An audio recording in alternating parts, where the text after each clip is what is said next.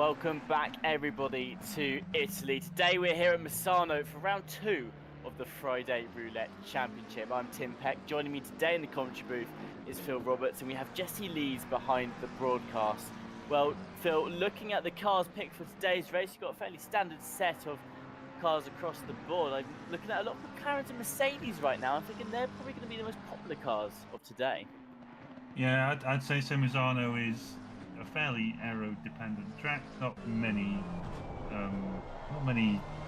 aggressive braking zones that the McLaren seems to not be keen on. McLaren obviously do want to move certainly the older 720.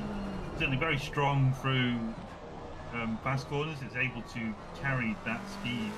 You're able to carry speed through the corners with this car, but brake's not really its strongest point compared to some others, like the BMW, for instance, or the Mercedes. But it does make up for that, like I said, through these rather fast corners around Misano, as well as with its top speed. Should be a fairly strong car this evening.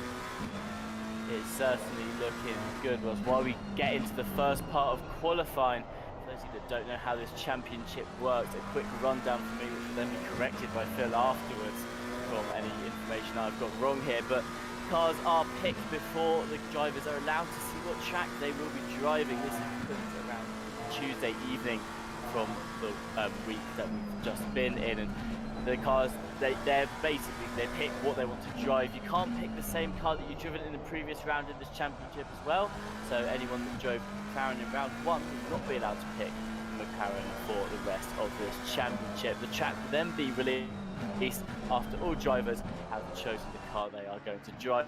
So Phil, normally with championships, I mean, you go into them, you look at the tracks that are going to be driven throughout the whole season, you think, what's going to be the best car for this? You absolutely cannot do that in this championship, and that's one of the things that makes it really exciting. But going sort of back to what you were saying anyway, of course, you mentioned that McLaren can't really make the most of its brakes here. If you did have the hindsight and knew that today's race was going to be at Misano, what is the car you would have picked for this race? Well, I would have still said McLaren. I mean, Fair enough. You can probably, I think, McLaren. Maybe the Audi. If I had Audi's quite good as well, but Audi's fairly good around most tracks, like the McLaren is. The only thing is, I think between that and the McLaren is just it's a bit more work to get it to behave itself in the setup menu compared to the McLaren. But yeah, I'd say those two are fairly solid picks. I think we alluded last week when me and Jesse did the comms that championship usually it's not really usually for these sort of things you pick what you're comfortable in, regardless of the tracks. But this championship's more a test of how versatile drivers are across different cars. I mean, how many rounds are there? 4 or 5? I forgot the word now. I didn't do my homework before we went on air. But you know, it's quite. Jesse Lee's just been in my ear telling me there's four rounds. But yeah, 4 cars. That's a fairly versatile driver that's able to do the business in 4 cars, Tim Peck, or 4 different cars, beg your pardon. Yeah, absolutely. I think it's an interesting point that you picked up there about the versatility of the drivers, because you're absolutely right. At the end of the day, you're always going to pick a car that you are comfortable racing in, and like you said, 4 different cars, that is quite a versatile range, especially when you start really breaking down the cars into their own groups of where their own strengths and weaknesses are.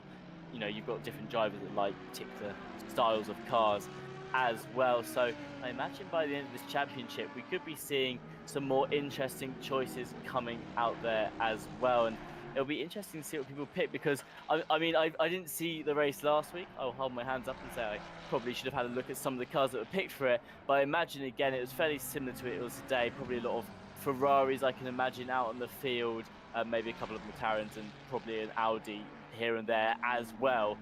Of course, for the first 2 rounds, if those are the cars that people can rely on, it gets the end of the championship, and that's when you're really starting to say, okay, what car am I now most comfortable with? I'm imagining next round and then the final round, round 4 as well, might be seeing a couple more interesting picks that are maybe a little more out there and you don't see too often in ACC. Maybe. I mean, the last round we had certainly a fair few Lambos. I mean, the man who say should have. I'm going to be a bit careful how I said it, but Grant Willamot, who pretty much drove and led pretty much every race last week until he had his DT at the very end, was in a Lamborghini, which is another valid pick, one of the new Lamborghini. And obviously race winner last week, Stewie or Benjamin Hallman in the 796 was in a Porsche 992, the new Porsche. So yeah, I think for 4 rounds there's probably enough cars out there that are competitive and we should have a fairly decent time with them. I mean, they know what track they're on. What we're saying, like Thursday, they got like all of at least Wednesday evening, Thursday evening, and tonight. So they've had a decent amount of time to prepare for this race anyway, Timbeck. But yeah, you're right. Like as the season wears on, drivers are gonna, they're gonna have to test the limits of what they have or keep their strongest car in reserve till the end. They're both equally valid strategies. Absolutely, of course. Sometimes, if you don't pick your own car, then it will be chosen for you by our very own Bart, I believe, Phil. And I know some drivers out in the field today have opted in for that option. They've not actually picked the car themselves. They've just let Bart pick it for them. Now, Bart is a very fair picker when it comes to cars and will not give you anything that is completely out there. Probably not a pick for a decent car around the track in ACC. It's most likely going to be something like a Porsche, McLaren, or an Audi, something that can definitely hold its own on pretty much any track. Of course, you've got another side to it, but you've got some drivers who will just pick a car that is absolutely not on pace for the track. Of course, talking about Kevin Boss, who you see towards the bottom of the standings right now. I know he's someone who likes to pick some cars that are a little bit out there, and today representing the Jaguar team for the Wheelie Slow Racing number 31. Kevin Boss is going to see if he can make anything happen in that car today. But that is the other side of it, Phil, is sometimes people might go, well, you know what, it's a Roulette Championship, might as well pick some weird and wacky cars and just see what sort of fun I can have with it. Yeah, I'd certainly say that to be the case. I mean, there's nothing wrong with picking something that's off the, what do you want to call it, like off the meta sort of thing. But yeah, it's I think the Jag is, I haven't seen the Jag in a good while. I mean, last time I think I saw it, I mean, Jesse Lee alluded to it last week when we were talking about the Jag, because I think Joe Dorber was in the Jag last week, or, oh no, it's somebody else. It wasn't Joe Dorber, I forgot who it was now, but somebody else was in the Jag. And we were talking about like the last time we saw it on an RCI stream, which was a good few years ago now. So yeah, Kevin Boss there, representing Jag for the first time for a while on RCI. Timpeck. Yeah, it'll be interesting to see if they can do anything with it today. But I tell you what, if Kevin comes anywhere but last today, I mean, I'd be bragging about that for ages, especially in a Jaguar as well. I mean, it depends on what the rest of the field's looking like, but I'd say most of those other car picks right now are pretty solid. Well, there's 5 minutes now left in qualifying, so take a look at what the standings are looking like at the moment. Verstappen with the fastest lap time for 1:33.045. Boardman just behind them. They are only a couple of attempts off that time. And Kellgren in that third place, rounding out the podium as well, just lingering 3 attempts away from that pole position time. Well, green. Well, there was a lot of green deltas for a second on my screen there, Phil. So clearly plenty of time left to be found around this track for a lot of these drivers. It's looking like Verstappen today very comfortable in that first place position. And Benjamin Harmon, your winner from round 1, sitting in 5th, might want to try and find a bit more pace behind that McLaren. Yeah, I was going to say, I think there's that time doesn't look quite safe. It's about 3 attempts away from the next, well, 2 attempts away from Boardman, but I've noticed third place Joachim Shelgren's quite has been on. I've noticed whenever I've been circling through the drivers on my monitor, he's usually about, like, say, a 10th or 2 up come like the end of sector 1, but then he's just losing it through that little what do you want to call it, like the triple right-hander towards the end, as we see some of the cars start negotiations with John Araza, for instance, in the 699 Racing McLaren. It's just this one he's about to come through now. You have to knock it down into third gear. Just make sure you keep your right-hand side tyres on that curve. You don't want to invalidate your lap or even get a track limit warning during the race. The Misano is quite infamous for track limits. Yeah, managed to keep on track as John Racer now comes round the corner. He's about good, mighty 9 tenths up. That brings him up to 13. So still a significant improvement for John Racer. He's 2 and a bit 10 seconds off the pole time. Still an impressive improvement there. So plenty for. That just brings out the point though, Tim. Like there is still plenty of room for improvement from all these drivers.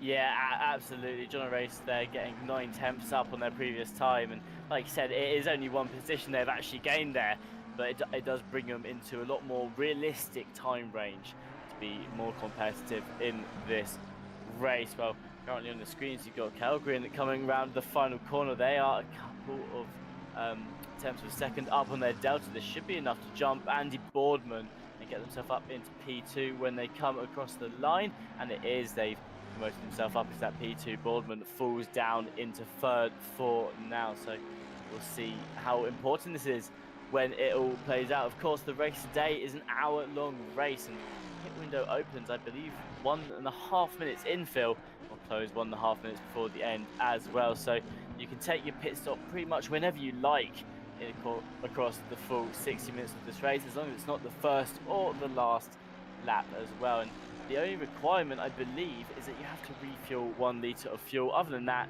do whatever you like in that pit stop as well. So, very interesting race today. Of course, for the last couple of Friday champs, there's very much been a pit window slap bang in the middle of it that you have to complete your pit stop in. Now, though, with a full 57 minutes in the middle of the race, which you could take your pit stop in, absolutely any sort of strategy could be on the board today. Yeah, I was going to say the strategy Snooty McClune is obviously employing is to scare the well, I was going to say the bejeebers out of the car in front if they're looking at the mirrors. To be honest, Snooty obviously I want to say infamous for his liveries around RCI. I haven't. But Jesse Lee's telling us to read the rear bumper, but can't quite read it. But I haven't got the things installed on my monitor. But yeah, and Snooty McFlude there improving on his time, but only just behind Partez in the 195 there. Still 1.4 seconds off the pole lap, but as we said, he's got 40 seconds, so this should be his last lap as we now move to Kevin Boss in the Jag. Currently level pegging with his time, his best time in a minute, goes a bit off. He's still on a valid lap though, but this isn't really going to help a bit.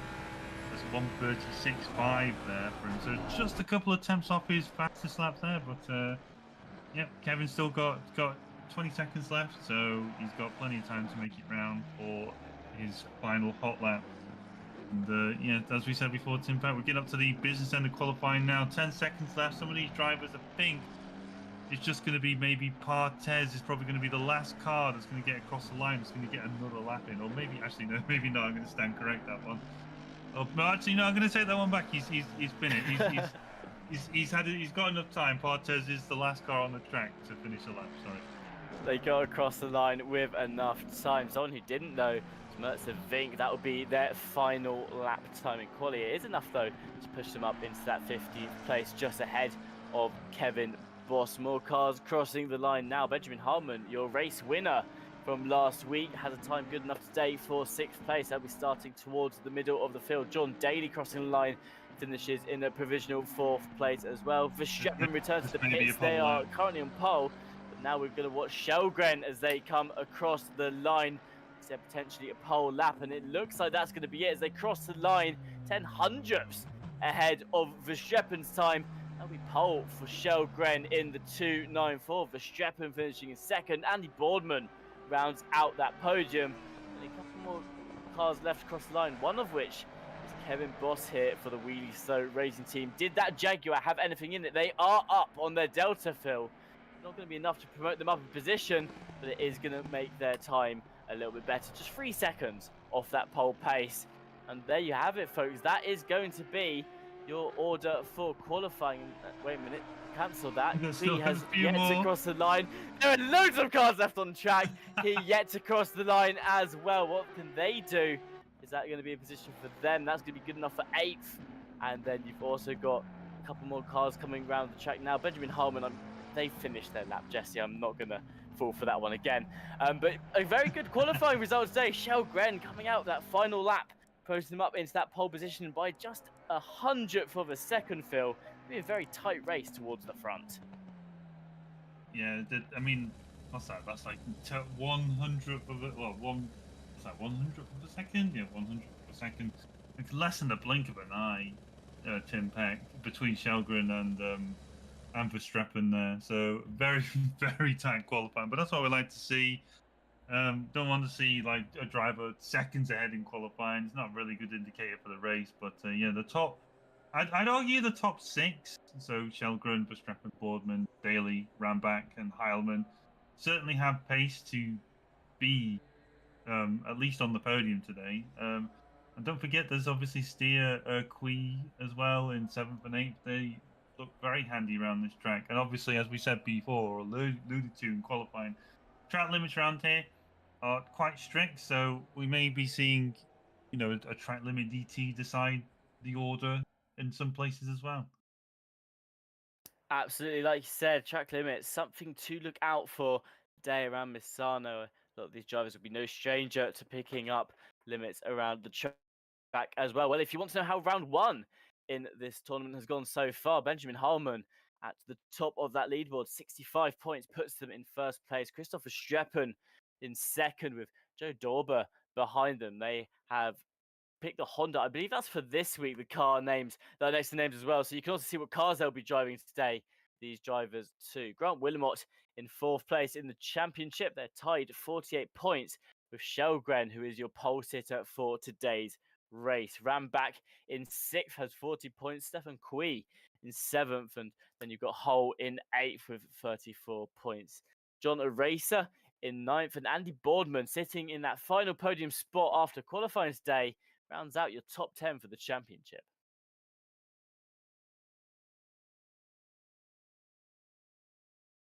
Take it away, Phil, for the second page. Oh, okay, fair enough.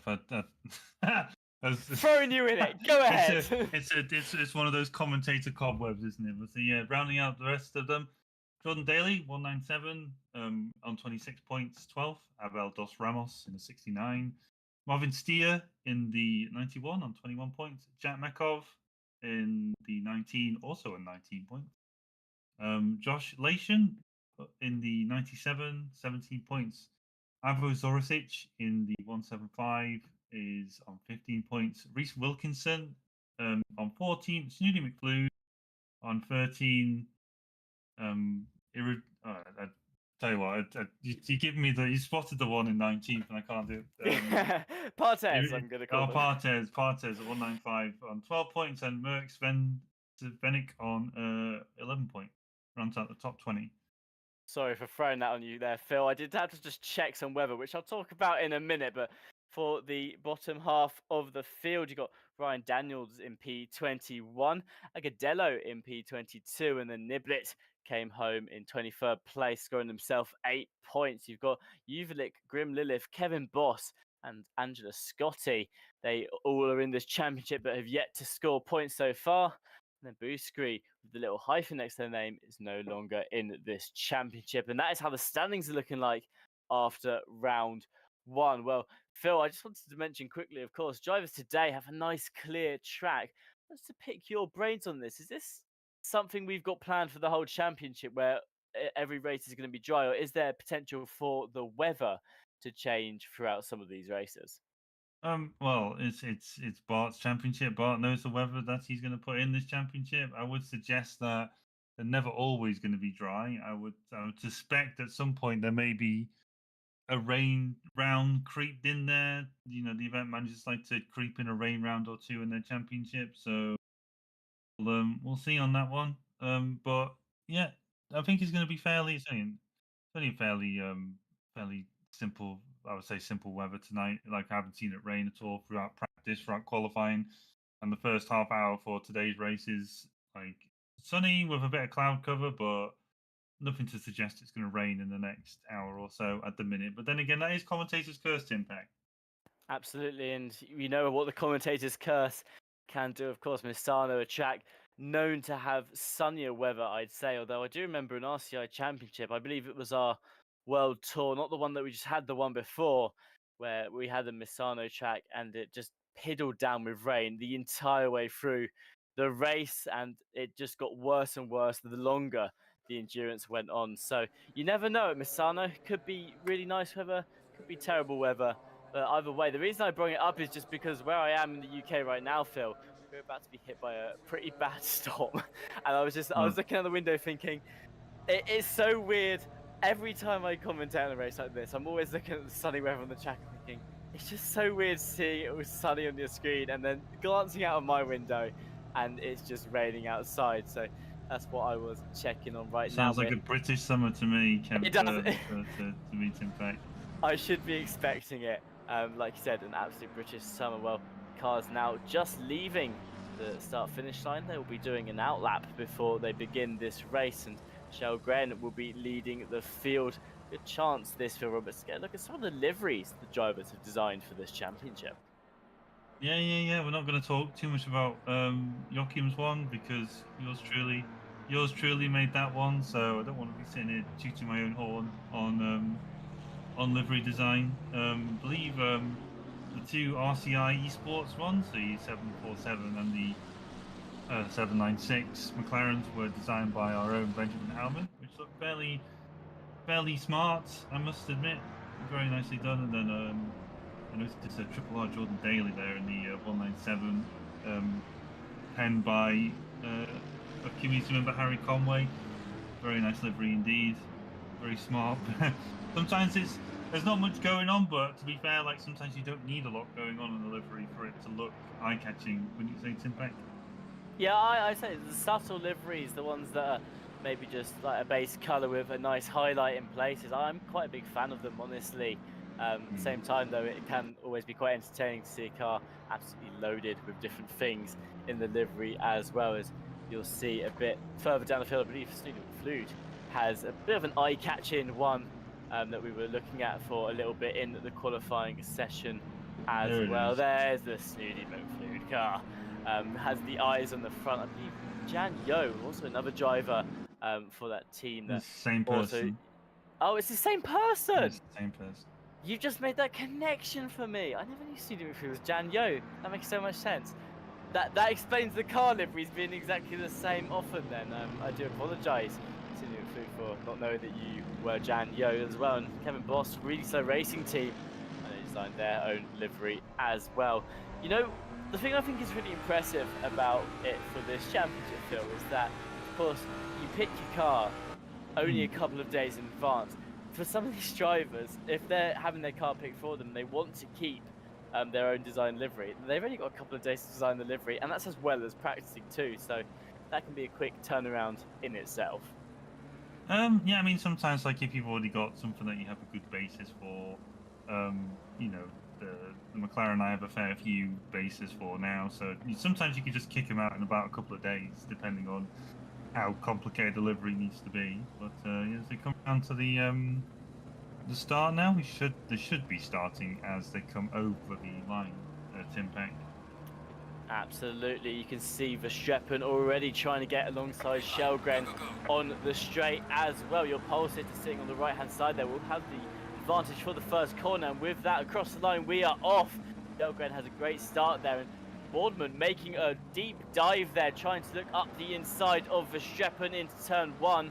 Can't seem to find anything as Verstappen manages to hold on to that P2. I do apologise, that was Daly in the Triple R racing car. Boardman lost the position, has fallen back into fourth there. You've also got Shelgren still in the lead of this race. A couple of two wide going further down the field. Doesn't look like there's any major incidents. And as I say that, commentator's curse hits.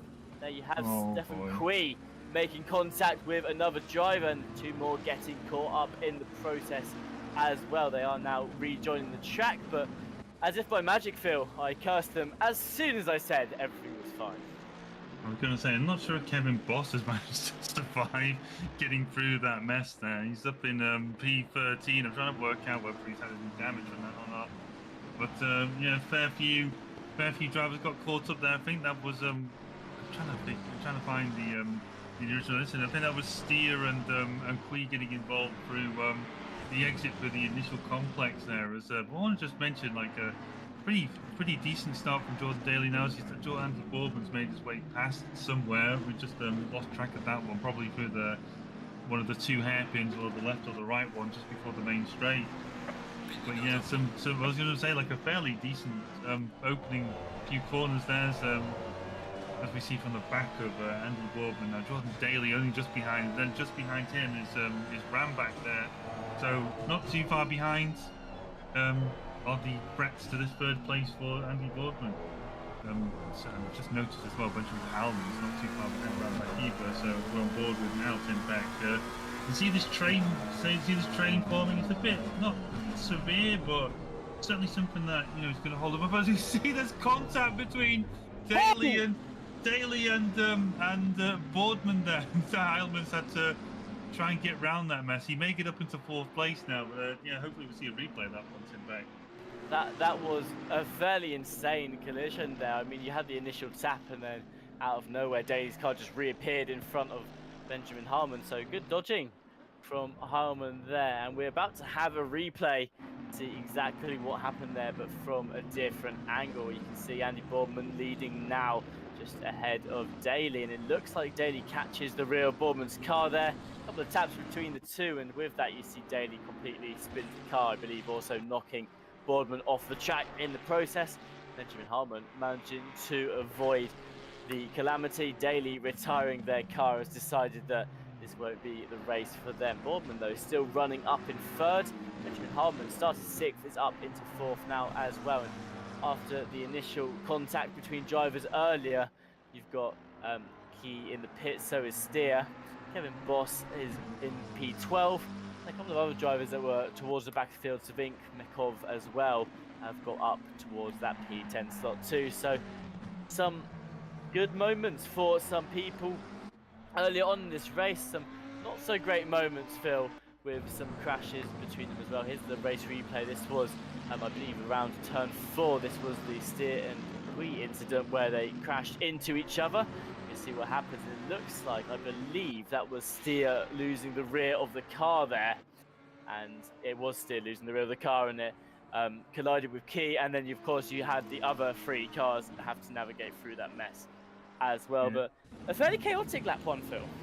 Yeah, I was going to say this one. I think we're doing the helicopter view. This should be a little bit better. I think Steers probably has every right to be there. He's got like the overlap on Quee, or whichever way round it was, whoever was on the outside. I think it was. I'm trying to think of which one it was. Yeah, there's one of those ones where just like 2 drivers just try and make the same apex. Is always going to end in tears.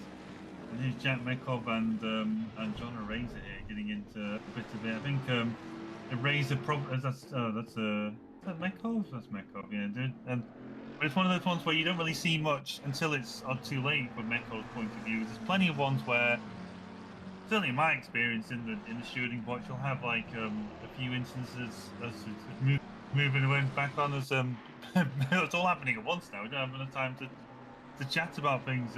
As we see Christopher Streffen make a pass on Shelgren for the lead, with a nice run out to the penultimate corner, and fairly straightforward move there. As so there you go. So Verstappen had the inside through the hairpin, and then just a little bit of a switch back here on Shelgren through the last corner. Had a nice run, nice and simple through the last corner, and full credit as well to Shelgren. A lot of times drivers will try and fight those sorts of moves as aggressively as they can, and sometimes that just causes incidents. I'm not saying you shouldn't fight for positions, but sometimes it's a good idea just to back off and fight another day. And as Shelgren's done, they've not made any contact. There's no damage on the car. McLaren's quite aerosensitive as it is, so yeah, Shelgren's still in it, still there to fight another day, and he's not that far behind Verstappen either, Tim Beck. Yeah, absolutely. Like you said, just taking a more calm and collected approach to that battle there. And like you said, it means that they can still have a battle later on in this race. We don't know what's yet to unfold between those two. Either they may be on completely different strategies for all we know too, but Shelgren just managing to keep it civil between the top running drivers for now. Of course, things have calmed down a little bit more since the initial lap one. Chaos drivers, though, still trying to find their footing throughout the field, find their pace compared to others, and just see what it's looking like, which was originally a trade in the beginning with Boardman, Harman and Daly, has now split up, with Boardman being 3 seconds behind Shelgren, and then Heilman is 2.7 seconds behind them, whole 2 seconds off Harman. So the train at the front of the field has split up a little bit more now. Artes looking for a move on Sudi McFlude, and that says hi Phil. That was the back of the car. Jesse wanted you to read out, Phil. It's saying hi to you. It's got a nice pair of googly eyes. There could be any film. It could be any Phil. Well, actually, it can't be this Phil though, Jesse. You're pointing out as if it's our Phil. I believe that's 3 L's I see there. Yeah, that's not. Yeah, I've only got 2. So our Phil Roberts is well known as Phil 2 L's Roberts. So I'm gonna have to go out on a limb here. It's 4 L's. It's 4 L's. So I'm calling it now, Phil. I'm sorry. It's not you he's saying hello to. yeah, that's fine. That's okay. I'm not sure who that Phil person is, but yeah, definitely not me. But going back to point before we got well, interrupted by Verstappen for the lead of the race, just about the Mekov incident. Sometimes like we find incidents where there's just a pile up of cars. Sometimes it's mostly caused by drivers in the pack not being able to see that incident. Like you have, like through there, Mekov was coming through left-hander, certainly could have his view blocked by cars in front of him. So a lot of the times, it looks like what you're doing, you can't even see that. How did it get straight into that car that's just sideways? It's obvious from the helicam, but we don't race in the helicam, do we? Race in cockpit view, bonnet view, or some people out there race with the chase cam view. But either way, sometimes you can't see that incident that's happening in front of you. You just have no chance to react. So as much as that's what happened to Mekov and Eraser certainly through that incident on lap 1. But obviously, that's just my comment from that point of view.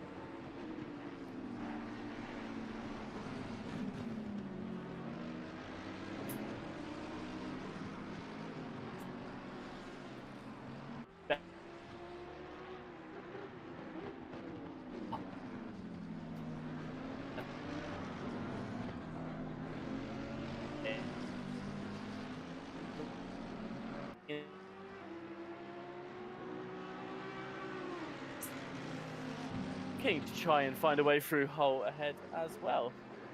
And yeah, so it looks like Sunny McFluid here making moves in the right direction. Is under pressure though from Partes from behind, Phil. Yeah, I think it's one of those ones for Snooty where you're just going to have to use the strength of your car. Mercedes quite effective through the lower, I'd say through the lower revs. Certainly it's one of those, what do you call it, straight line speed cars, and certainly decent the stopping distance for the AMG as we see from Partes' point of view now. I think just about seeing in the sun we can see Snooty McFluid there as he uses the legs on that Mercedes there. We always say the McLaren's quite fast in a straight line, but the AMG is pretty solid as well. Just in front of them as well, you can just about make out the 21 Audi of Raphael Kuhl in P5, so he may be joining the party with Snooty and Tez for P5. Currently, quite P6. Yeah, so Kuhl P5, McFluid P6, and Partes P7. Ran back after his little spin, currently lapping just a bit faster than the cars in front, so maybe ran back in P8 in the 199 after his little spin. Should be back up with them, currently lapping about, what's this now, about half a second to 2/10 faster than the cars in front of him, depending on who they are. So we may be having a second AMG join this group of cars, Tim Peck. Absolutely, ran back, I'm sure, will be just trying to reel them back in as quickly as they can. Sunny McFluid here. The AMG in the battle you mentioned, quite good in a straight line. It's quite a good car, honestly. It's always been a decent all-rounder. There was a period over the last year or so where we saw it a lot less than we used to, but still was always a safe car option to fall back on, and already you can see 4 drivers have picked it in this championship, so I'd say probably safety picks for all of them. Looking for a car that's necessarily the top of the field, but one that they know that they can drive comfortably as well. And yeah, like I said, the McLaren, known for some decent straight line speed, but most well known, as you mentioned in qualifying, for how good it is on the brakes. Not something that can really be taken advantage of. I didn't say that bit. I said the opposite. You said the opposite. I said it's not good on its brakes compared to other cars. It's not good on its brakes anymore. It was never good on its brakes. It's not really one of those cars that you should be encouraged to trail brake with. The old McLaren though was like the car to pick for braking, wasn't it? No, it's good for straight line speed, mate. I beg to differ on that one. It's one of those. We've seen the first drive-through penalty for track limits, unfortunately given to the 8 of Svenich in P10 there. So. He comes in and serves it straight away. But go back to my point, Tim. It's certainly McLaren is certainly strengths are straight line speed and ability to carry speed through corners, but through the like low speed corners, it's quite weak just because it doesn't have the braking ability as some of these other cars, like the AMG. But the AMG has the same sort of braking, I wouldn't say braking performance. It's got like some anti-dive on the suspension, so you can't trail brake as much as you can. You have to drive the AMG a certain way to get the most out of it. A lot more coasting and letting the car just glide through the corners. Not so much now, certainly 1.8, but in 1.9 it's had a new lease of life, and I think most of that is like through, I think it's mostly like electronic updates. I think it's had since 1.8, Tim. Like certainly new, it's already had fairly strong electronics to begin with, like TC and ABS are fairly solid compared to other cars. But yeah, AMG, one of those ones where you just have to drive it a certain way to get the best out of it. That's interesting. I did not know that. I'll put that as something I've learned as my new thing for today. Sunny McFluid still running in P6. Managing to hold off Partes for now, but not for a lack of Partes trying to find a way through the rear of that Mercedes. And you can see that Hull just at the front of this fight, that P5 spot, managing to maintain a distance ahead of Sunny McFluid, so they're not too much under pressure for now, although I imagine they're going to want to try and find a bit more pace just to break into that mark where they're about a second away from this battle happening behind them, because Hull makes a mistake here, Phil. They could be losing 2 positions, not just the one, so going to want to be on their A game for the next couple of laps off and just try and break away yet again. Svenk has cleared their drive-through penalty. As Jack Mekov back up into that P10 position. The 19 driver had a bit of misfortune earlier on this race, getting caught up with a racer, and after the steer key incident, now up into P10. A racer trying to chase them down, close that gap, not too far behind, about 7 seconds off, and has some great pace behind that McLaren as well. Kevin Boss was taken by Key at some point in the race too. But they were getting position back, I believe, after Cervenka served their pit stop, which it looks like they've gone into serve now already, Phil. And on your screen, Sidney McFlure making contact with the rear of the Audi. Number 21, Raphael Hull. I don't think there was contact in. Well, there wasn't contact there. I don't think there was. I think the briefing we're going to see. I think we're going to see an Audi just take a bit too much grass through the onto the run up into the last turn, and I think that's what spins the Audi.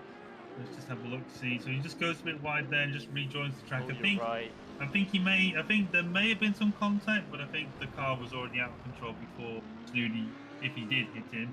But again, that's only one view. I said this last week, and I'm going to say it again. Usually commentators say, "Well, let the stewards, let them sort out in the stewarding room," but unfortunately, Higgins here is the steward, so probably come on my desk at some point, and I'll have to deal with it. But drivers are encouraged in incidents to submit incidents if they are involved in them. Both chase cams, or all the chase cams of all the cars involved, as well as cockpits with the hoods, etc. They are thrown out if they're not, and we've had a few drivers recently submit without any of that information, and then not tears, but certainly like just a bit of confusion. Why is this not a penalty when he clearly took me out? It's like, well, just you haven't read the rules, mate. And rules are there for a reason, Timpack. Rules are absolutely there for a reason. So I've just report someone slap there. I like that. I like Yo Drive. That's a good Yo sponsor. Drive. I like that one. That's good. The parody of Pro Drive. I approve. I've realised the Very mistake good. I made earlier in not knowing that Snooty McFlue is Jan Yo. They're driving for a team called Yo Drive. Pretty Like, well. The name is in the team name. It's pretty good though. It's pretty good. I think it's like the ones where people take a logo and just make it a little bit different. But yeah, Yo Drive is pretty good. I approve. It's very good. A great little play on words there for the number 48 team. Of course, they've been promoted up to position now up into that P5 slot after the incident saw the number 21 just picking up a bit too much grass going into off the track. Barthez though still lingering on the rear of that number 48, very similarly placed it seems, these two drivers, Phil, because although Barthez has been looking for the occasional move, nothing yet that's really had a chance of sticking. At the moment, it looks like the McLaren driver just trying to size up the Mercedes, see if there may be a way through this car in the next 40 minutes. And that's the thing, when you've got a race that's an hour long, if you find someone who's similarly placed to you, you can actually spend a little bit of time just, trying to work out what's the best way of overtaking them safely. And for Barthez right now, all they really have to do is just keep sizing up this Mercedes and think, okay, when is going to be the perfect time to strike? Just stick on their tail until they make a mistake. It's not on me. I mean, the only thing I was going to point out through that hairpin was a good demonstration of my point about the McLaren brakes. I think Barthez just picked a slightly later braking point than he should have, and just went a bit wide through there. McLaren obviously doesn't, that's like any car really, but McLaren doesn't like it when you try and turn as you're braking heavily, so just understeered through the corner and just gave Snooty a bit of a run out as they approach the 31 of Kevin Boss, just ahead of us there. He's going to be lapped by this pair. He's only 1.5 seconds in front, so he's still got a bit of time before we're there. But yeah, so I think we'll probably put that down to the Jag just being uncompetitive at the minute, and Kevin's doing a commendable job trying to bring that car around Misano. Not the strongest track. It's not Bathurst or Monza, where there's plenty of straight lines to stretch those Jag legs out. But yeah, Misano, fortunately for Kevin, was not the pick this weekend, I'd say. No, well, we were talking to him earlier, and his first words to us when we asked him about his choice of the Jaguar were, "This was a huge mistake." I think he was a bit more explicit than that. He was a lot more explicit than that, but I'm not gonna openly say that whilst we are live. But yes, Kevin Voss had a couple of words to say about the choice of their car. Wondering now, Phil, if you're Kevin Voss, do you go into the next round and pick a serious car, or do you just stick to your whole trope now and say, okay, what's the next weird car I can pick for the rest of the champ? There's certainly equally valid strategies. Like I personally would just continue the meme. Like, you know, there's plenty of other cars in there. We haven't seen a Rex yet. Oh, no, we saw a Rex last weekend. We saw like a Rex last Saturday. Yeah, I forgot who it was now. Agudelo, I think it was last week. Who was driving the Writer. I haven't seen a Nissan yet. I haven't seen Godzilla yet. Tim Peck.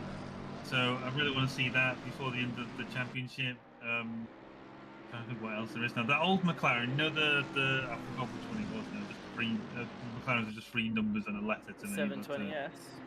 620, Oh, 620 something.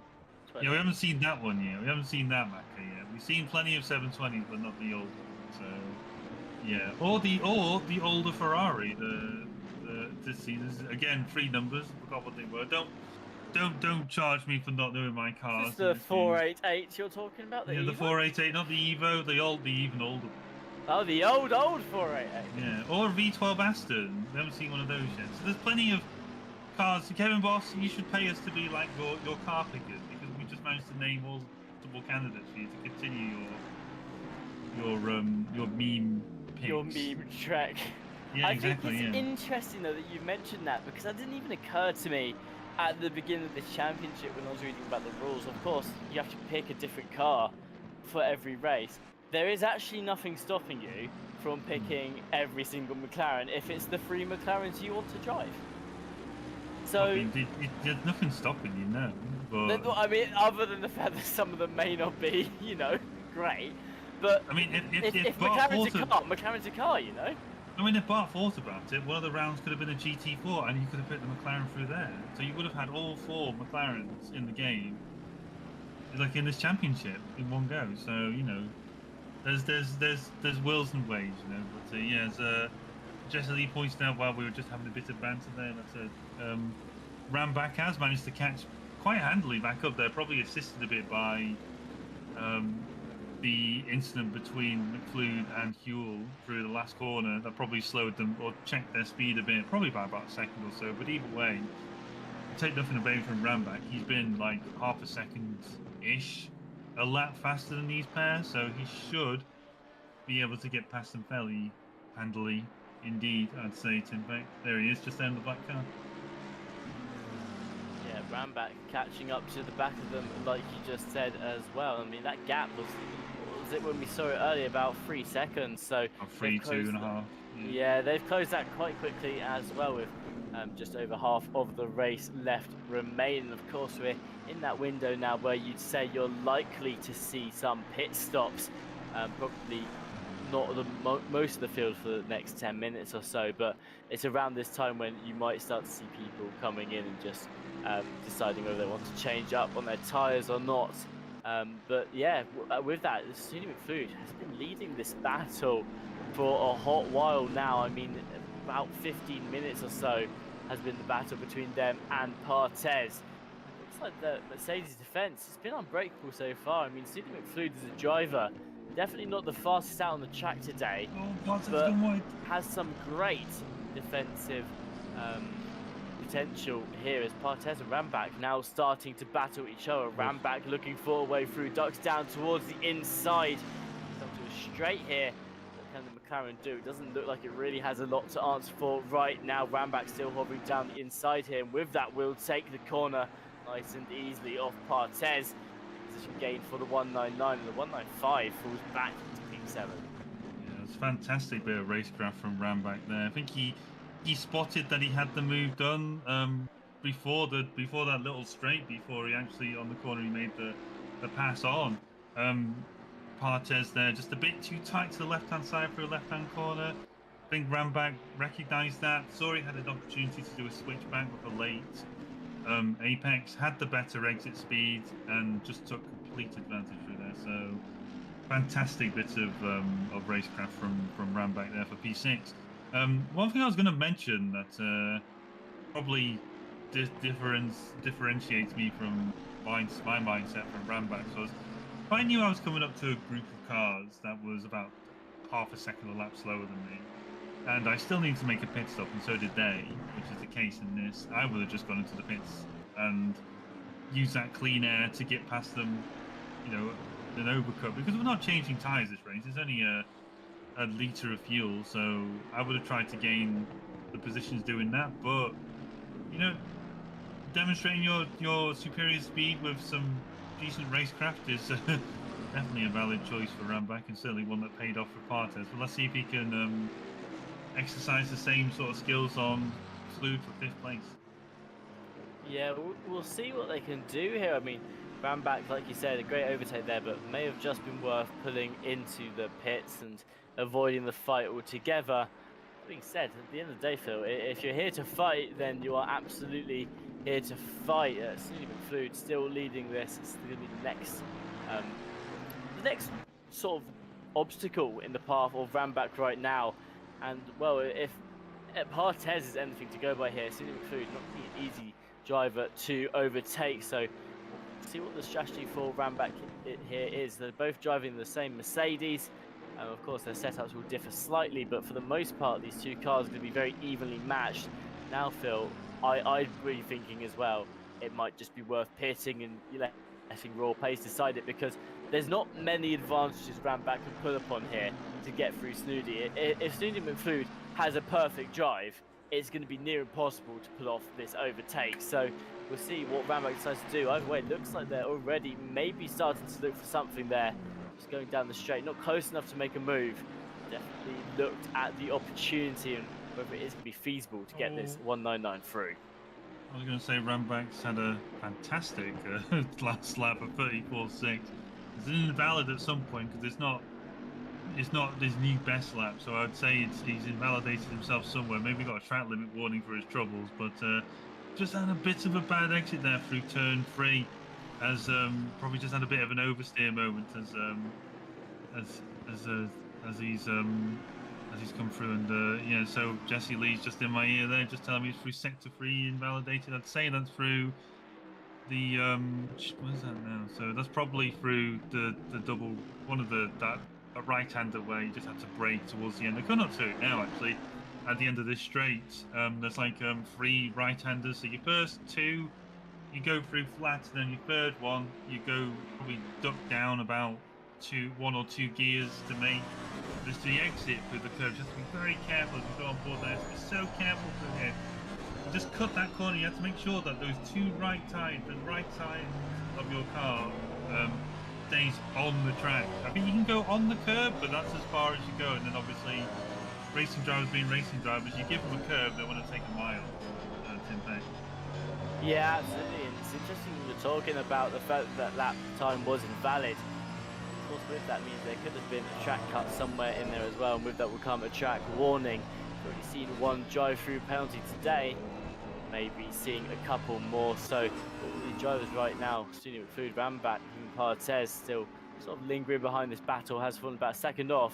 Needs to be careful with how much of the track they are cutting when they're trying to defend or attack here. We've got a battle on our screens right now. Racer versus Stefan Kui. You saw Racer get caught up in Kui's initial incident early on in this race, and with that, Kui has managed to fight their way back through, but Racer not falling off the back of the Audi just yet. And McLaren still very much in this battle. Get a race replay here and see what that pass looked like, and you can see now Stephen Quid just down the inside, had a bit more pace down the straight, and with that the move was done and dusted. The Racer didn't really have too much to answer back for there, looked for a second towards the inside, but wasn't really going to find anything in that opportunity. Phil, though, John Racer had some great pace today, hasn't dropped off the back of the number 26 yet. Could find that position back later on in this race. They may do. I'm trying to find where they are now. So they're both pitted already. So I think, to be honest, the argument may be that we may pull away from Eraser. He was about 3/10 a lap ish faster than Eraser that for the last couple of laps. So I'd say we'll probably see that gap slowly increase, but if Eraser can stay with him through the corners, he should have this slipstream through the straights. So we should see them in the round back there is trying to go around the outside of McFlew. He's still round the outside coming into turn 3. He's got a bit of oversteer. He's rally crossed his way around the outside there. It's got a bit of distract on my other monitors as he's cut him off. That's very naughty from Ramback there. Not giving him. I mean, it's a strategy. It's a decision. It's not something advisable unless you just want to absolutely kill any momentum from the car behind. But with that, you risk getting into an incident. Obviously, we don't. Shooting wise, we don't take too kindly to that, particularly if you've got a car that's legitimately on the inside. I mean, McFlew may have had not an argument there. There was an accident there, seeing as there's only like one line really through that corner. Not really some place you can stick your nose in, but yeah, probably play with fire a bit when you do that sort of stuff. But obviously it's not like graph, isn't it? That teacher did. You know, you mess around and find out. So as I was Jesse Lee's going to show us a replay of something that distracted me during that pass. Was a Quee coming through turn 4. Just had a bit of an oversteer moment, and Eraser just had no chance there to react. And incident basically there formed just with Quee just coming off the track, riding the curves, losing control of the car, and Eraser, to be fair to him, having nowhere to go. So we move back here to Barthez once again at the back of Suni McFlew, Tim, and he's probably asking himself, who is Phil, and why is he saying, or Phil, and who's he saying hello to? Who is this person? Who is Phil? Well, that is the question of today. Who is Phil with the 4 L's? It's certainly not Phil, Mr. 2L Roberts. So we'll see who that Phil is after this race. Going back to the whole Ramback situation there, like you said, it's not technically not an illegal move. It's just one that's frowned upon as well, because it forces the other driver to react very dramatically to it. It can cause ungentlemanly. I'd probably word it as ungentlemanly. I like that. I like that phrase, ungentlemanly. But with it, Barthez back in the fight. Now they've got up to the rear of Suni McFlew. They can continue this dance that they were doing earlier on in the race. Ramback now clearing both of those drivers. Verstappen has pitted since we've been talking. The 747 that was sitting in that pole position, leading the race from very early on, and has the fastest lap. Will now be continuing with their race. I don't think Verstappen started on pole though, did he?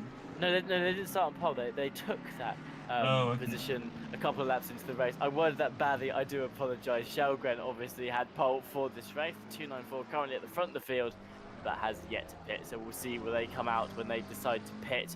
I wonder when that will be. We're past that mark where we usually see pit stops just happen in the middle of the race, Phil. So we'll see when people decide they want to be pulling into the pits. I imagine, like you said, it's going to be more tactical of when do I come up to any sort of traffic.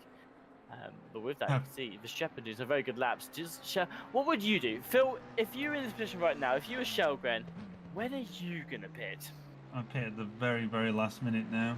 Particularly if I know if he knows what I know. I've just noticed where Verstappen's come out. He's come out. Well, I'm about to say if he.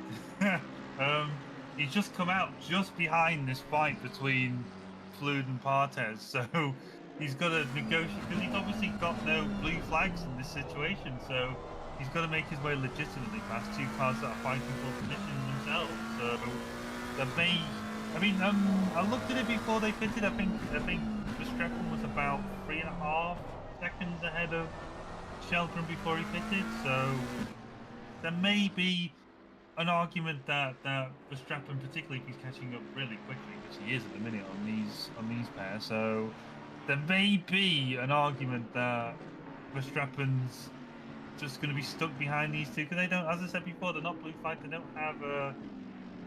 have an incentive to let him through. They're fighting for position. So yeah, so Verstappen may find himself losing time, and my advice, if knowing what I know, to Sheldon would be don't pit until the very last, until as late as you can to try and avoid this situation of emerging behind traffic for position.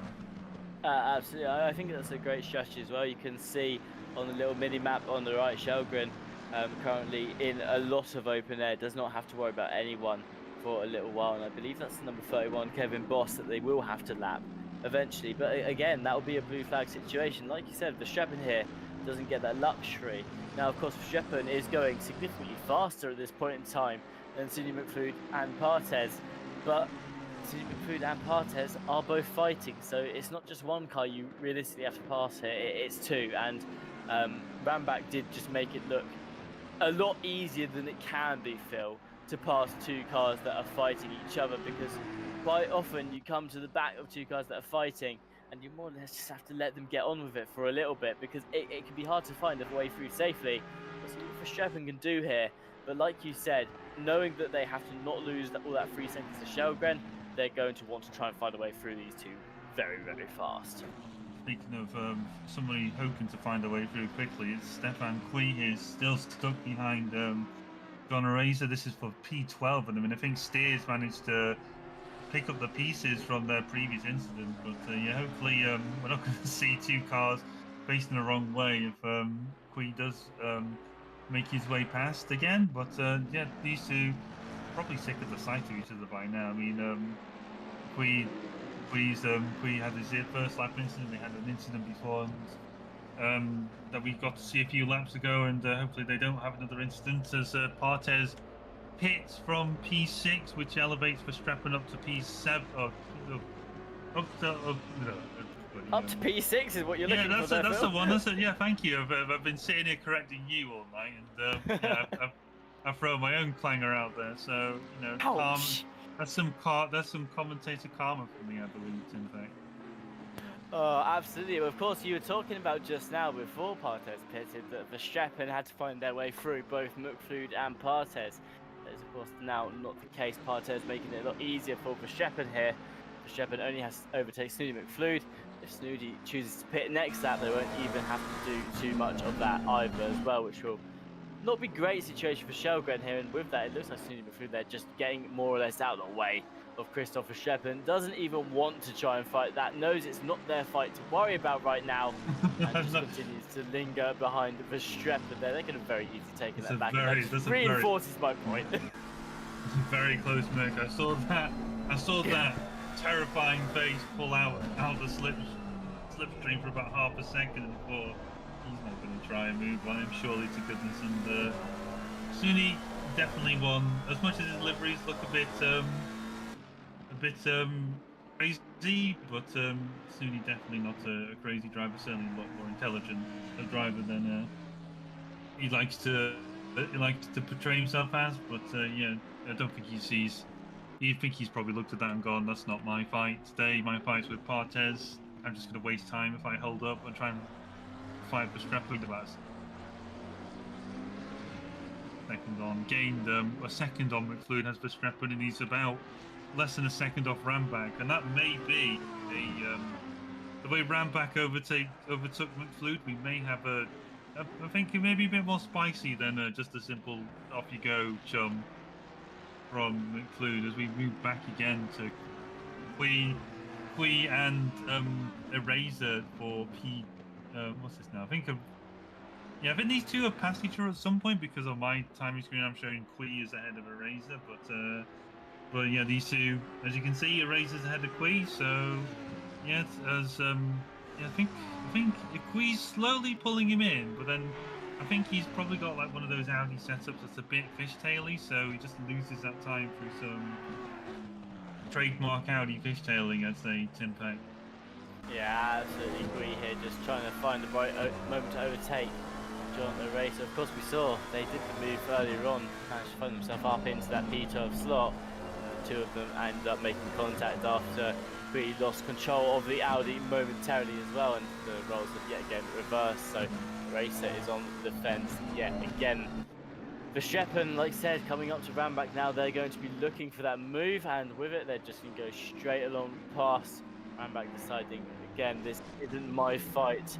to have either. I think the general gist here, Phil, is something that probably shouldn't surprise us. Is people see Verstappen coming and just think, you know what, this is really not my problem for this race. I'm just going to let him get on with it. Because, of course, Ramback, they were only a second off Snooty McFlude. I mean, they definitely had more pace than they were catching on Snooty and Partez, but just not quite able to get as much of it out after making the overtakes happen. So Ramback here, very much still in the fight to hold on to that P5. Yeah, I mean, just to quote Jesse Lee there, life is easy when you're so fast. But I feel that was quite an apt quote to just broadcast on the stream there. But yeah, speaking of fast, we've just seen Queen right up behind John Araser now, and he's just pulling out the slipstream. He's pulling alongside. This is going to be a very brave move if they're still side by side with a third right-hander. But I think Queen's already made it very comfortably through. I think he just had the better exit through the hairpin. Use that ridiculous straight line speed that Audi has at times. It's so powerful sometimes. That Audi engine just pushes it through and past Eraser and up into P12. And so we're gonna have a replay now. This is Benjamin Hallman on a back marker. That looks like Jack Mekov's Merc. I think Mekov probably went through there a bit slower than Hallman was expecting. But to be fair, Hallman's let him get back on the track safely, and Mekov's returned the favour, slowed down and let a blue flag car through. Obviously, in that situation, we alluded to a bit of it in when Verstappen was coming up to the back of that gaggle of cars. But blue flags, you are encouraged to get out of the way as quickly as you can. And Kui has yet another moment. We nearly saw a carbon copy of the incident between Kui and Eraser before. There, so that Audi's still fishtailing through some of these curbs. It's impact.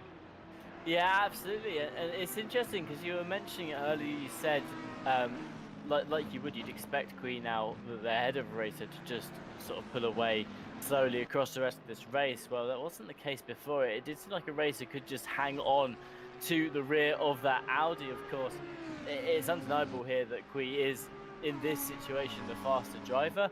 On the track today, they've made the overtake on the Racer several times throughout this race, but a Racer here definitely able to stick to the back of that Audi longer than you'd usually expect someone to as well, and that could be quite good for them in the long run. If they can stick to the back of Key, maybe they can get a position back off steer if they can close that gap later on in the race as well. 15 minutes left to go. It's a gap of 3.5 seconds, and with how they're lapping, I mean, it would be a tall order to close that gap, but I mean, Key is now no longer behind a Racer. They've got some more open air to just do some pace.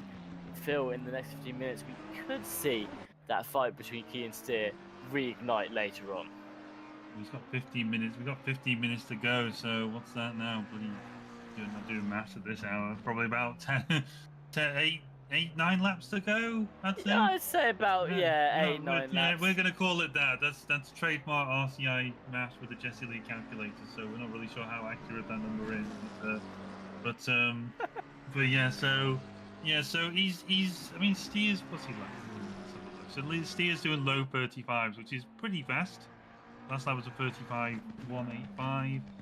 So Quee's gonna have to probably try and munch into that gap quite aggressively now. Last lap was a 35.562.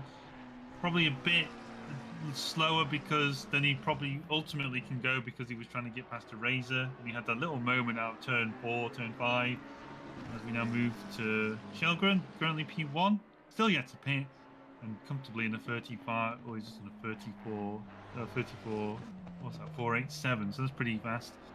And then just behind that, Andy Boardman in P2. Still yet to pit, obviously, as well, 34.7. Hallman just behind, also probably done a 34.5. So it's, leader pace is about in the mid-34s, I'd say. Verstappen's last lap was... Ooh, that's... I just seen Verstappen's last lap at 34.0. So Verstappen's 34.1 this lap as well. So he's comfortably about half a second faster than Shelgren at the minute. So... we're probably going to see the other side of the pit stops. We'll probably see Verstappen's lead up to in the 5 to 6 second mark, I'd say, it's impact. Yeah, I think Verstappen is going to have pulled quite a hasty lead on Shelgren here because, of of course, the one thing that Shelgren had going for them was the fact that Scenic Food, Ramback, and Partez might hold up Verstappen a little bit. Of course, we saw that that wasn't really the case. Partez pitted, Scenic Food and Ramback both just peeled off to the side, let Verstappen through because it wasn't their fight to have simply, and they don't want to risk having their race over because they were fighting someone that realistically wasn't fighting them for a position. So probably some smart choices there from Super Food and Ramback. Just unfortunately for Shelgren, not going to play into their hands, and it has released Verstappen out into the open air yet again. Speaking of Snooty McFood and Ramback, those two still very much close together. Ramback's second that they have pulled on Snooty McFood hasn't got any bigger.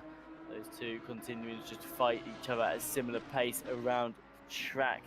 On your screen, you had the 175 there, who was sitting in their own little bubble. Not too much to worry about right now, but that could end after pit stops. Because that's the thing that to consider here, Phil, is that half the field, you've got 6 drivers still have not pitted yet. So once they pit, it will throw them back into the mix of things, and we may see a couple of closer fights across the field as well. With some of the drivers that had to pit very early on in this race. Speaking of drivers pitting, Yannick Ramback pulls into the pits now. They will be pitting 12 minutes towards the end, and it's worth noting, Phil, only 10 minutes left open on that pit window. You reckon most of these drivers still out will probably push that till the end?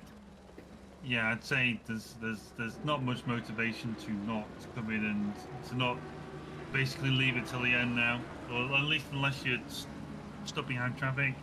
And one thing we're going to see a good yardstick as to both Partez and Ramback's pace is Partez is coming through the last corner now, so I'm just going to see just how much time he's gained on Partez. I'm going to suggest it's going to be quite a bit if it was handily faster than McFlood as Ramback leaves the pit limit. Well, leaves the limit now.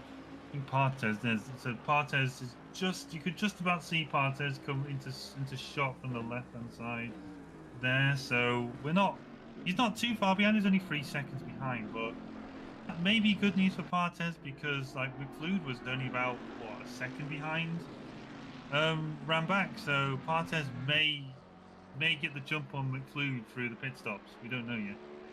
Yeah, we'll see how it turns out. You can see now Partez 2.5 seconds off the rear of Ramback, 2.7 seconds off the rear of Ramback there after Ramback comes up the pit. So yeah, like you said, Sunny McFood potentially in the danger zone once they decide to come into the pits and serve that pit stop.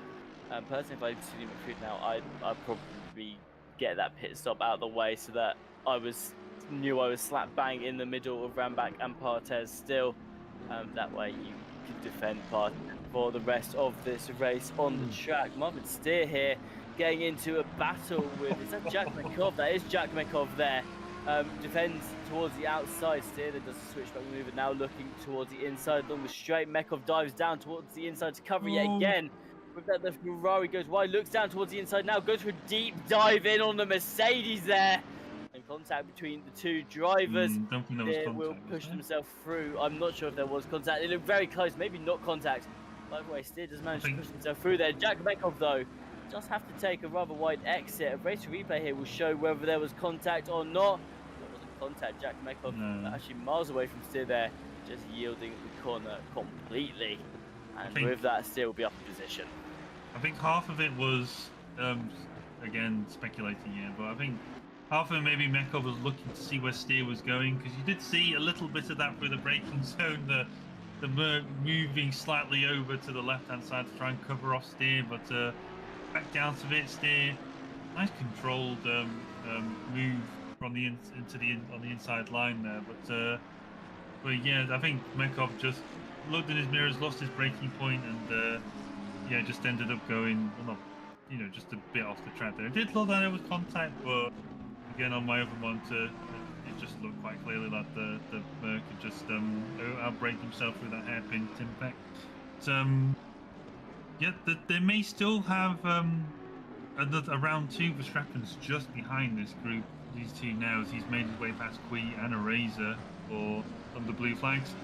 So another skill, obviously, particularly with enduro racing, is Mekov now. Never mind on that one, probably not going to have a round 2. Mekov's picked up the second DT of the day for track limits. So, yeah, probably not going to see a round 2 now, Tim Peck.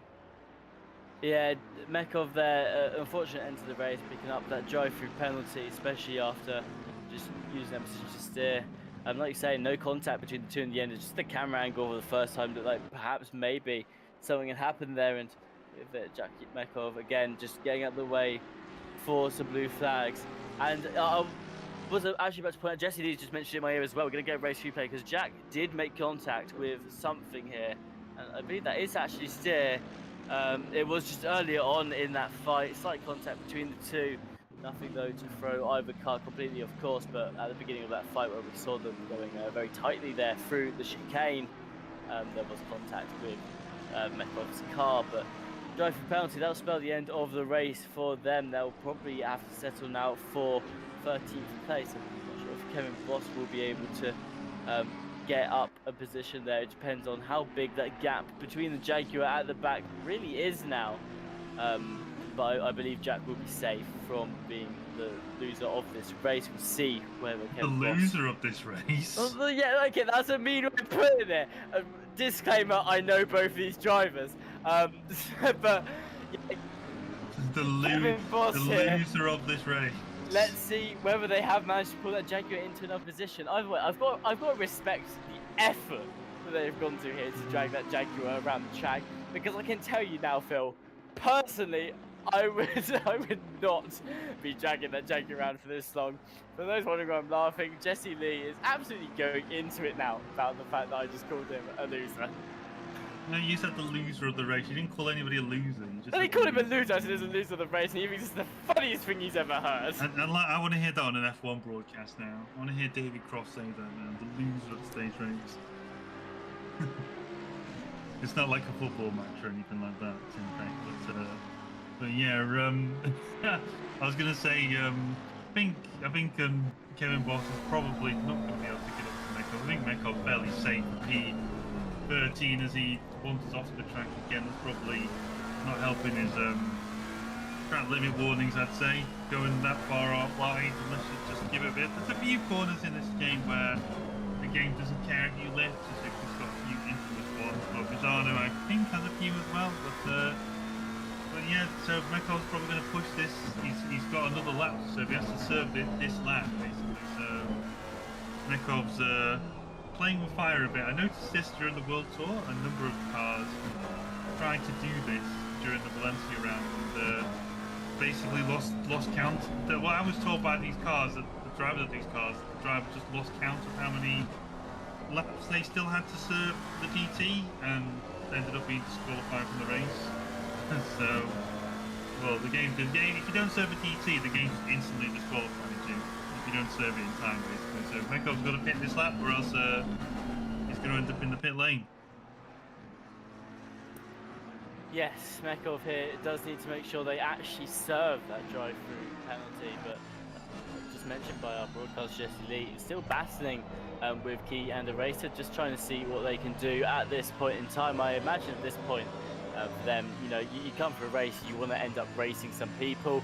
It'll still be quite good to come out today and say, I managed to hold off a racer in the final stages of this race, but like you said, the end of this lap will have to peel into the pits anyway, and we'll see whether Kevin Boss here has managed to retain enough time to still be in the fight for this race. You know, I'll be delighted if they have here, and Jack Mekov getting very you've spotted something, and I need to know what. I think Verstappen's out this race. Wait, what? I've just seen on the other monitor. No! He's just parked up on the track. I don't know what's happened. He's not crashed. It's just that must have like some sort of hardware issue or something. Like there's just suddenly just no input from the car coming out of the hairpin. I just looked at it on my screen and thought that's a very slow moving McLaren, and yeah, we just see. Oh no! So I think Jesse Lee's pointed this out to us. He's had a disconnect from the session, so Verstappen there out of this race, no fault of his own, not a driver error. It's a hardware or a network error that's pushed Verstappen out of this race. So once again, we've had Tim Peck a blotch on the copybook from the leader of this race. I think it's cursed, this championship. You can't lead this race for a majority of the laps and you're going to end up with like a blue tortoise shell, either in the form of a DT or a disconnect or a hardware failure, whatever it is. But Joachim Shelgren has inherited the lead today, and certainly not a slight against him. He's certainly done very well. He's been very good value for P2, and if the leader's going to have an issue, Tim Peck, the next best place to be is P2. Absolutely. Benjamin Harmon, currently in that P2 slot, has gone into the pits.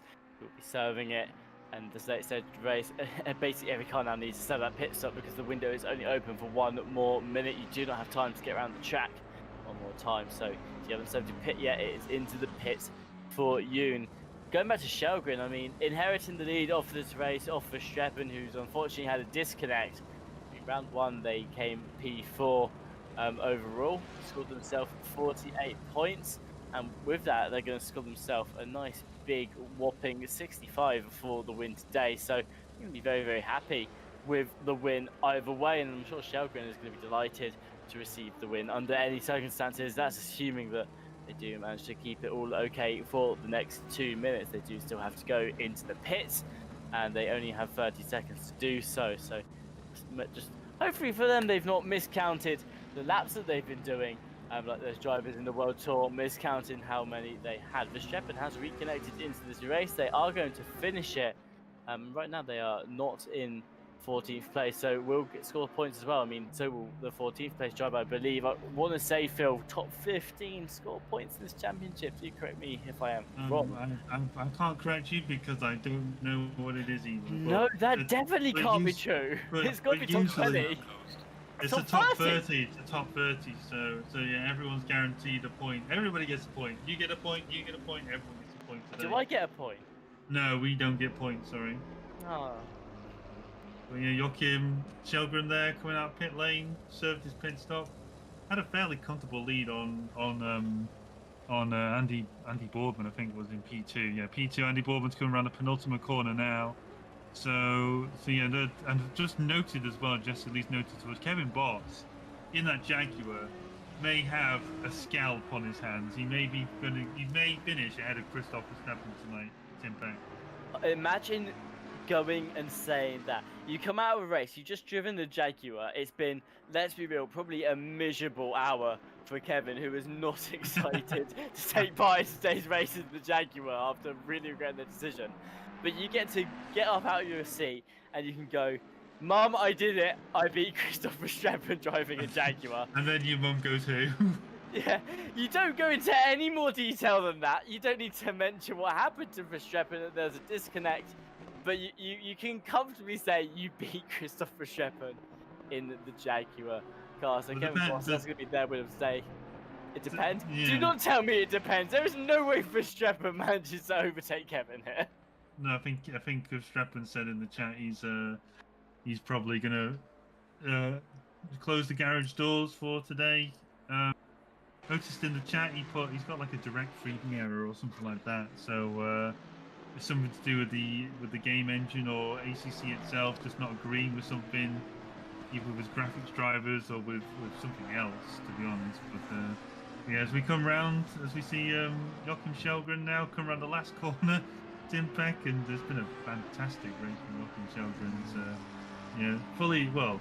I'd say Verstappen's been very fast, but take nothing away, Shelgren's been just as fast as if not worthy of a P1 as well, if through consistency alone. But yeah, Andy Boardman finishes P2. A solid race from Boardman. I think he was on the podium last week. I know Stewie was. Benjamin Harmon, last week's winner, comes home on the podium to continue a 100% podium record there. Well done, Heilman there. The 7.96. Well done. And ran back, another fantastic recovery there. Had a bit of a spin towards the end of this McLeod as well, keeping him honest, and reaches P4 and 5. So some solid races out there, Tim Peck. Yeah, absolutely. I mean, it's been some great races across the field today. A couple of unfortunate incidents unfolding here and there as well, but overall some great pace from a lot of these drivers, as well as Rafael Hull celebrating their P7, going straight into the wall there, not braking at the end of turn 1. Shelgren, ladies and gentlemen, your race winner for today. Very happy with that result. Finished P5 in round 1. And Andy Boardman, Phil, spectator may have been on the podium last time round. They absolutely were not. They finished P10 in the end, so maybe they had some misfortune in round 1 as well, because Andy Boardman certainly a face you expect to see towards the top of the field. Either way, they'll be very happy taking home P2 today. Kevin Boss crossing the line, manages to secure 13th place, and Jack Mekov still held on 10 seconds, splitting up Jack Mekov and Kevin Boss, by the way, after the late drive-through penalty for the number 19 driver. And there on your screen now are your final standings for race 2, ladies and gentlemen. I know a couple of drivers, Phil, today that probably quite happy with their result under the circumstances, but probably also went into this race expecting to do a little bit better than what happened today. Yeah, I was going to say, if Kevin Boss can add Jordan Daly to that list of scouts as well. I just noticed, but yeah, very impressive from Kevin Boss. Full credit as well, sticking out there. Obviously, wasn't having the best of times with that Jag, but yeah, full credit there. And then we saw some fantastic races. Like I said, ran back, brilliant recovery from the spin he had earlier on to finish a solid P4. I think McFleud was outside the top 5 and managed to sneak into the top 5 towards the end. So another great race from him. But yeah, there's been a few solid performances in the field, but certainly thoroughly entertaining. We weren't starved for action this race. Absolutely. Yeah, absolutely. It's been a good race all round. Some unexpected twists at the end there as well, with Christopher Sheppen having the disconnect. Really shook up that final order, giving Shelgren the win too. Well, we have our partners to thank for the racing that you've seen here today. We have AK Esports, who are a leader in esports management and competitions from around the world. For more on their services, you can visit their website, akesports.it, and find out more. We also have Digital Motorsports, who are a top brand, and they're your one-stop shop for everything sim racing. Phil, I'm not sure if you've seen, but I absolutely love their new website. They've got a sim rig builder where you can build your own sim rig from the ground up. Definitely go over and check out their website. The link is in our description as well. Driver 61, helping sim racers fulfill their potential on track. They are one-to-one driver coaching. You can get 25% off your driver coaching by using the discount code that is in the description of our video. Go Setups provide ACC setups for all skill levels. A couple of you in the chat I've heard before have actually been using them as well. And I know of a lot of drivers that have mentioned good things about Go Setups. I know actually one of my teams has been using them recently in the World Tour, and it has been working out for them so far. But if you visit the link in the description, you can browse their premium setup shop today and have a look at what works well for you as well. Fanatec is our final partner, and they don't need any introduction. They're a global leader in high-end sim racing gear. If you use our affiliate link when making a purchase, it helps us. Thank you very much if you choose to do so.